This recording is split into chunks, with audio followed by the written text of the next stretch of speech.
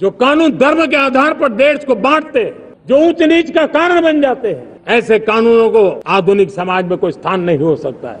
और इसलिए मैं तो कहूंगा, अब समय की मांग है कि देश में एक सेकुलर सिविल कोड हो, और तब जाकर के देश में धर्म के आधार पर जो भेदभाव हो रहे हैं, सामान्य नागरिक को जो दूरी महसूस होती है, उससे हमें मुक्ति मिलेगी। एक समाज के नाते हमें गंभीरता से सोचना होगा कि हमारी माताओं, बहनों, बेटियों के प्रति जो अत्याचार हो रहे हैं, उसके प्रति देश का आक्रोश है। इसको देश को, समाज को, हमारी राज्य सरकारों को गंभीरता से लेना होगा। राक्षसी कृत्य करने वालों को जल्द से जल्द कड़ी सजा हो, वो समाज में विश्वास पैदा करने के लिए जरूरी है। अब समय की मांग है कि जिनको सजा होती है उसकी व्यापक चर्चा हो, ताकि ऐसा पाप करने वालों को भी डर पैदा हो कि ये पाप करने की हालत ये होती है कि फांसी पर लटकना पड़ता है। और मुझे लगता है कि डर पैदा करना बहुत जरूरी है। बांग्लादेश में जो कुछ भी हुआ है, उसको लेकर पड़ोसी देश के नाते चिंता होना, मैं इसको समझ सकता हूं। मैं आशा करता हूं कि वहां पर हालात जल्द ही सामान्य होंगे, खास करके वहां हिंदू, वहां के अल्पसंख्यक, उस समुदाय की सुरक्षा सुनिश्चित हो।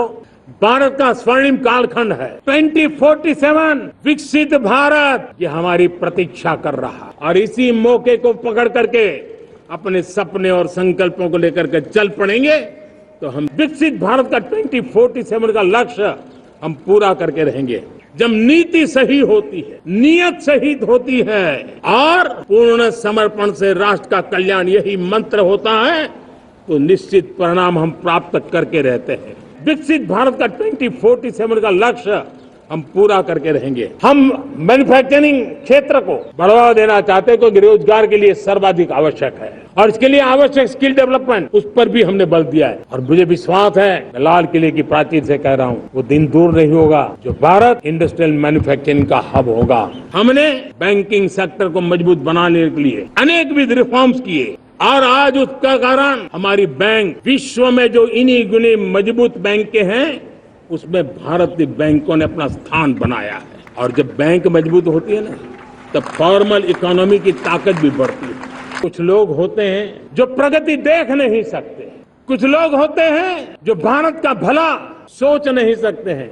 जब तक खुद का भला न हो, तब तक उनको किसी का भला अच्छा नहीं लगता है। ऐसी विकृत मानसिकता से भरे हुए लोगों की कमी नहीं होती। देश को ऐसे लोगों से बचना होगा। वो एक समय था जब लोग देश के लिए मरने के लिए प्रतिबद्ध थे और आजादी मिली थी। आज ये समय है देश के लिए जीने की प्रतिबद्धता का। अगर देश के लिए मरने की प्रतिबद्धता आजादी दिला सकती है, तो देश के लिए जीने की प्रतिबद्धता समृद्ध भारत भी बना सकती है। मेरे प्यारे देशवासियों, आज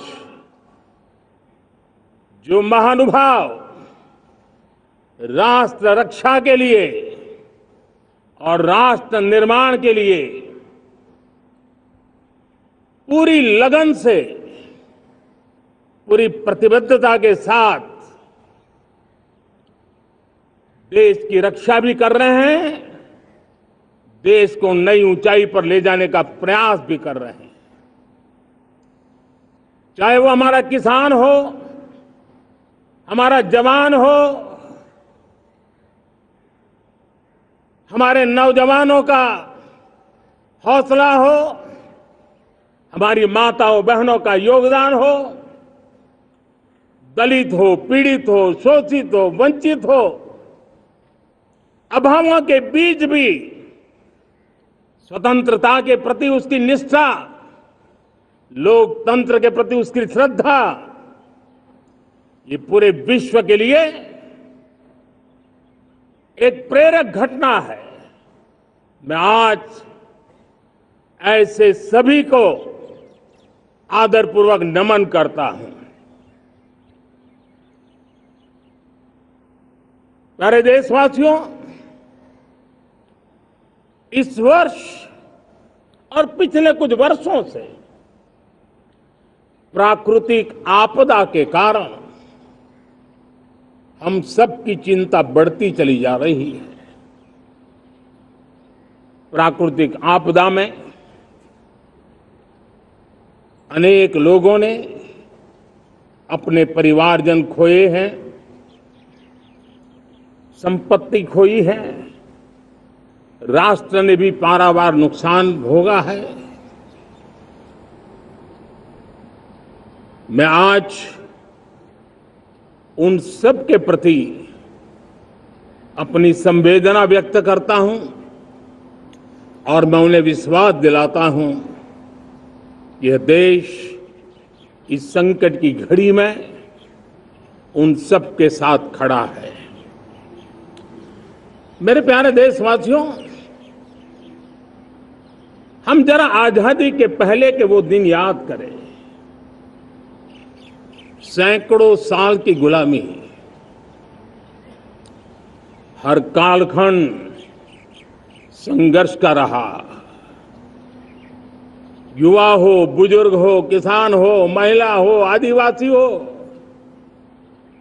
उन्होंने गुलामी के खिलाफ जंग लड़ते रहे, अविरत जंग लड़ते रहे।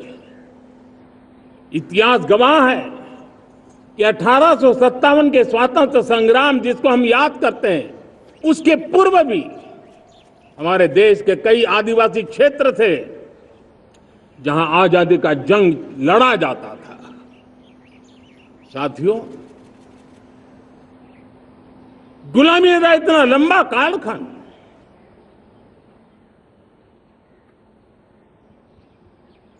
जुल्मी शासक, अपरंपार यातनाएं, सामान्य से सामान्य मानवीयों का विश्वास तोड़ने की हर तरकीब है। उसके बावजूद भी उस समय की जनसंख्या के हिसाब से करीब 40 करोड़ देशवासी आजादी के पूर्व 40 करोड़ देशवासियों ने वो जज्बा दिखाया, वो सामर्थ्य दिखाया, वो एक सपना लेकर के चले, एक संकल्प लेकर के चलते रहे, जूझते रहे। एक ही स्वर था, वंदे मातरम। एक ही सपना था, भारत की आजादी का। 40 करोड़ देशवासियों ने, और हमें गर्व है कि हमारी रगों में उन्हीं का खून है। वो हमारे पूर्वज थे। सिर्फ 40 करोड़ लोगों ने दुनिया की महासत्ता को उखाड़ करके फेंक दिया था, गुलामी की जंजीरों को तोड़ दिया था। अगर हमारे पूर्वज, जिनका खून हमारी रगों में है, आज हम तो 140 करोड़ है। अगर 40 करोड़ गुलामी की बेड़ियों को तोड़ सकते हैं, अगर 40 करोड़ आजादी के सपने को पूर्ण कर सकते हैं, आजादी लेकर के रह सकते हैं, तो 140 करोड़ देश के मेरे नागरिक, 140 करोड़ मेरे परिवारजन अगर संकल्प लेकर के चल पड़ते हैं, एक दिशा निर्धारित करके चल पड़ते हैं, कदम से कदम मिलाकर, कंधे से कंधा मिलाकर अगर चल पड़ते हैं, तो चुनौतियां कितनी भी क्यों ना हो, अभाव की मात्रा कितनी ही तीव्र क्यों ना हो, संसाधनों के लिए जूझने की नौबत हो तो भी हर चुनौती को पार करते हुए हम समृद्ध भारत बना सकते हैं। हम 2047 विकसित भारत का लक्ष्य प्राप्त कर सकते हैं। अगर 40 करोड़ देशवासी अपने पुरुषार्थ से, अपने समर्पण से, अपने त्याग से, अपने बलिदान से आजादी दे सकते हैं, आजाद भारत बना सकते हैं, तो 140 करोड़ देशवासी उसी भाव से समृद्ध भारत भी बना सकते हैं। साथियों, वो एक समय था जब लोग देश के लिए मरने के लिए प्रतिबद्ध थे और आजादी मिली थी। आज ये समय है देश के लिए जीने की प्रतिबद्धता का। अगर देश के लिए मरने की प्रतिबद्धता आजादी दिला सकती है, तो देश के लिए जीने की प्रतिबद्धता समृद्ध भारत भी बना सकती है।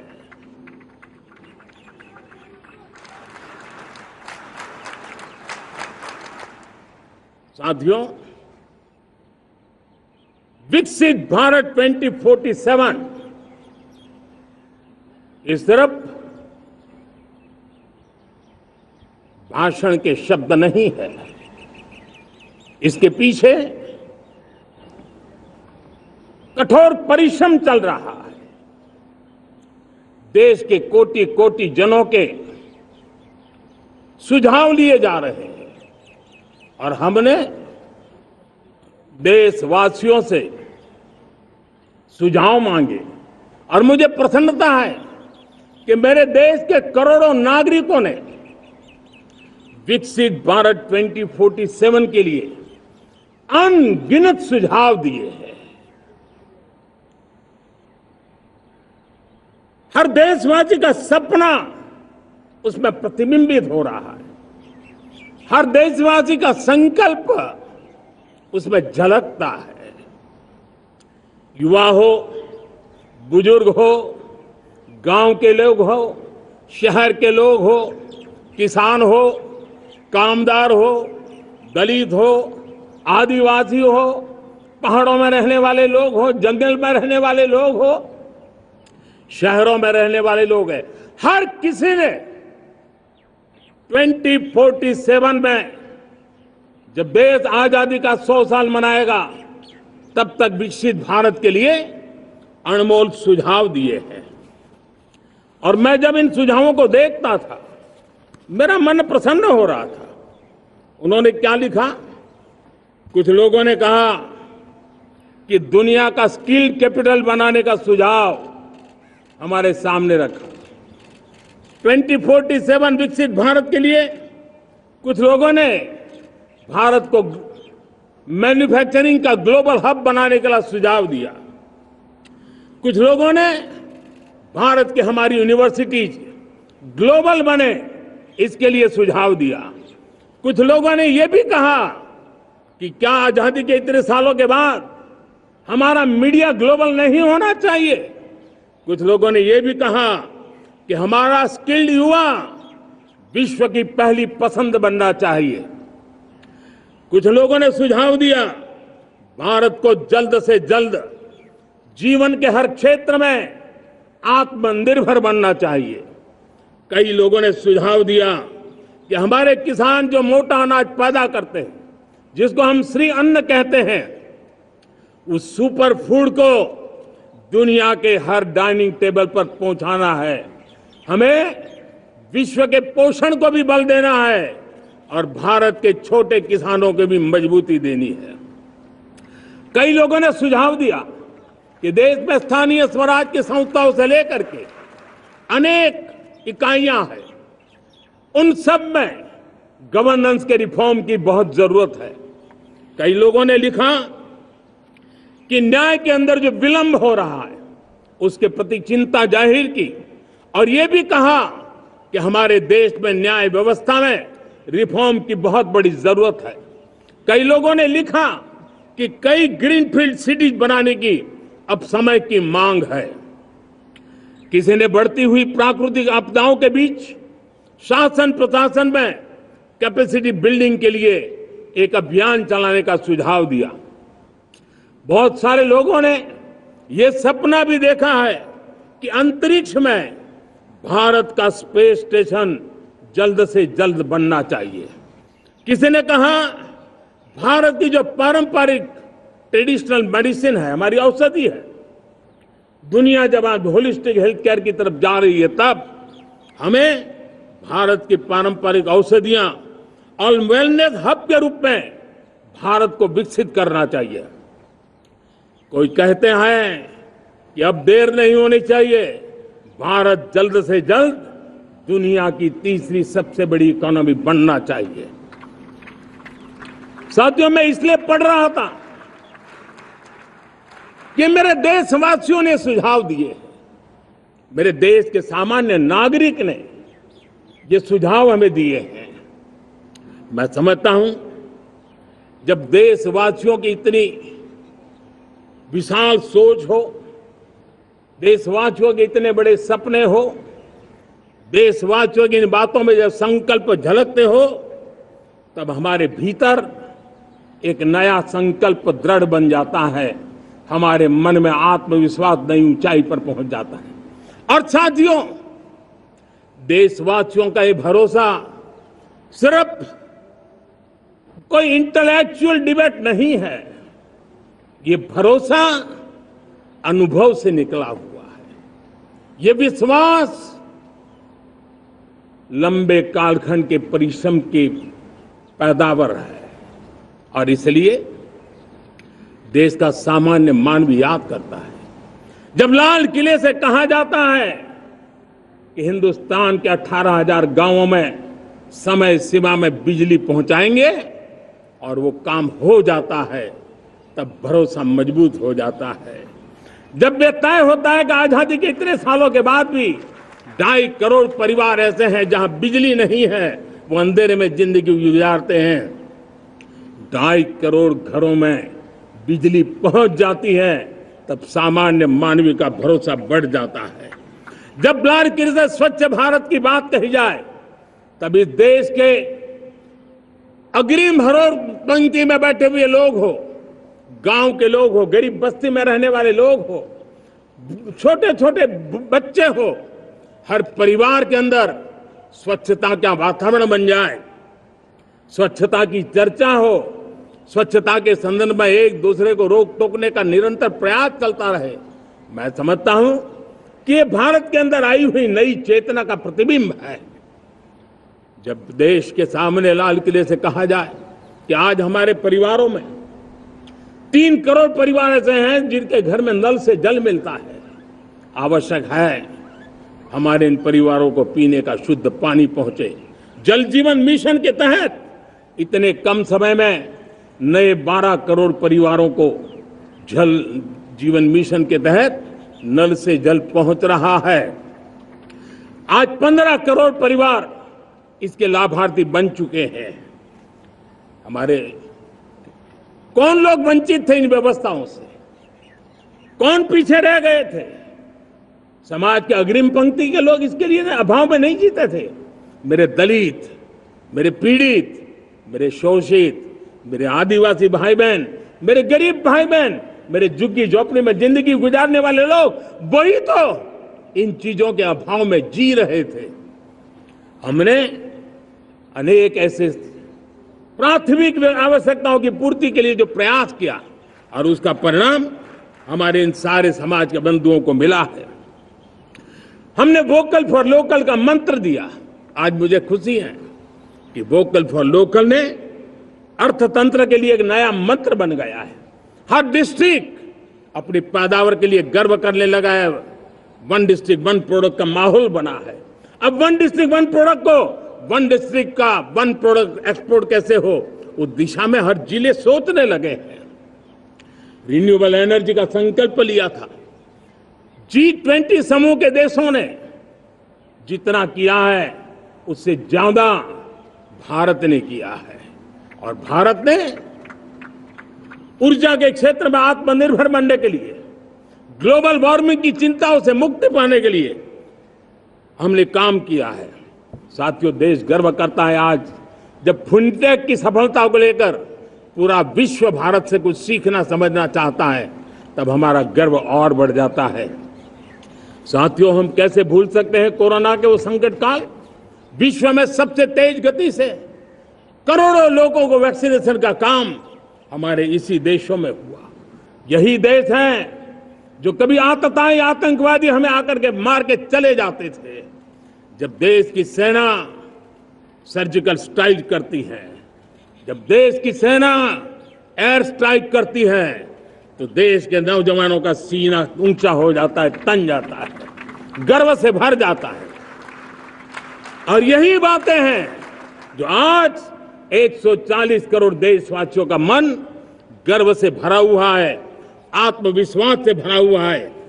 साथियों, इन सारी बातों के लिए एक सुविचारित प्रयास हुआ है। रिफॉर्म की परंपरा को सामर्थ्य दिया गया है। नक्कर तरीकों के, नक्कर लक्ष्य को लेकर के, और जब राजनीतिक नेतृत्व की संकल्प शक्ति हो, दृढ़ विश्वास हो, जब सरकारी मशीनरी उसको लागू करने के लिए समर्पण भाव से जुट जाती है, और जब देश के हर नागरिक उस सपने को पूरा करने के लिए, जन भागीदारी करने के लिए, जन आंदोलन बनाने के लिए आगे आता है, तब हमें निश्चित परिणाम मिलता ही रहता है। मेरे प्यारे देशवासियों, हम ये न भूलें कि देश उस परिस्थितियों से भी दशकों तक भी आजादी के बाद समय बिताया है, जब होती है, चलती है, अरे यार ये तो चलेगा, अरे हमें क्या मेहनत करने की जरूरत है, अरे मामला है अगली पीढ़ी दिखेगी, अरे हमको मौका मिला है यार, मौज कर लो, आगे वाला आगे का जाने, हमें क्या कर रहा है, हम अपना समय निकाल दें, अरे नया करने जाओगे कोई बवाल उठ जाए। पता नहीं क्यों देश में स्टेटस को का माहौल बन गया था, जो है उसी से गुजारा कर लो, यही का माहौल बन गया था। और लोग तो कहते हैं अरे भाई छोड़ो, अब कुछ होने वाला नहीं है, चलो, ऐसा ही मन मर गया था। हमें इस मानसिकता को तोड़ना था, हमें विश्वास से भरना था, और हमने उस दिशा में प्रयास किया। कई लोग तो कहते थे अरे भाई अगली पीढ़ी के लिए काम हम अभी से क्यों करें, हम तो आज का देखें। लेकिन देश का सामान्य नागरिक ये नहीं चाहता था, वो बदलाव के इंतजार में था, वो बदलाव चाहता था, उसकी ललक थी, लेकिन उसके सपनों को किसी ने तवज्जो नहीं दी, उसकी आशा आकांक्षाओं को, अपेक्षाओं को तवज्जो नहीं दी गई, और उसके कारण वो मुसीबतों को झेलते हुए गुजारा करता रहा।